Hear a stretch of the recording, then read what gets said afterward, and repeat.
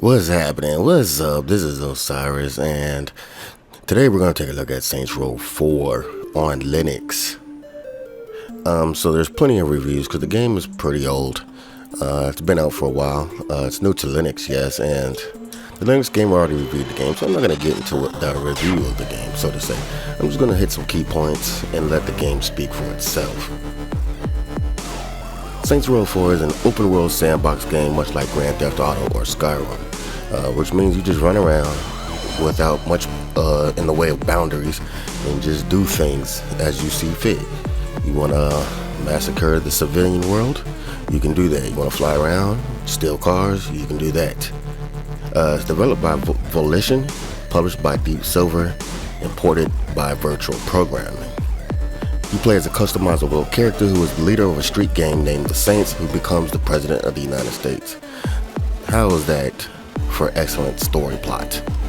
Basically, there's an alien invasion. You get superpowers, much in the same way that Neo from the Matrix gets his, and you kick ass like a pimp.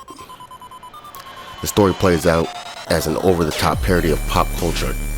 There's references of pop culture in Saints Row 4 that include Men in Black, Star Wars, Dead Island, which is another Deep Silver game, SpongeBob SquarePants, Metal Gear Solid, Matrix, Star Trek, and many more.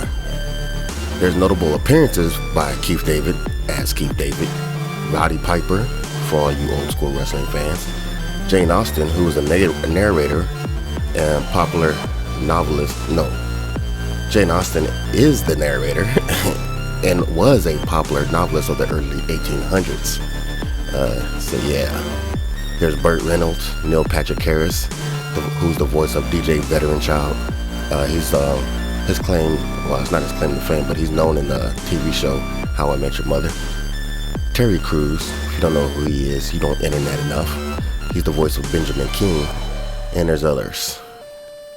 While this game won't win any awards for story and innovation, it succeeds in bringing a stupid but fun story and gameplay that will have you returning over and over again just so you can lay the smack down. The game is a virtual programming port, like I mentioned, which means like The Witcher 2 and BioShock Infinite, it uses the infamous Eon wrapper technology. Reflections in this game is a major hit to the FPS performance. But let's just be honest, the game is not that great of a performer in the first place. The performance is passable, even with my Intel i5 and NVIDIA GTX 780, I found it hard to maintain a 60 FPS even at low settings. Other than the very mediocre frames per second performance, the game ran perfectly fine. The gist of the gameplay consists of completing various missions in the open world simulated city of Steelport. For the most part, you can roam around stealing cars, beating up pedestrians, and destroying property. By completing the various missions, you make different parts of the city under the control of the Saints and unlock such things as stat upgrades and superpowers. Some of the superpowers are blast effect, with fire, ice, and mind control, telekinesis, super stomps, and super jump and speed. In conclusion, or my final thoughts is, the game's not that great of a performer, but if it runs on your system, I highly recommend you play this game. It's just pure fun. That's all there is to it.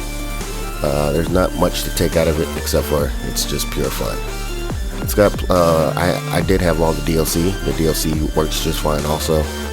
Of course, but those are my thoughts on Saints Row 4. I'll let you and take the visuals, and of course, this is Osirez, and I'm out.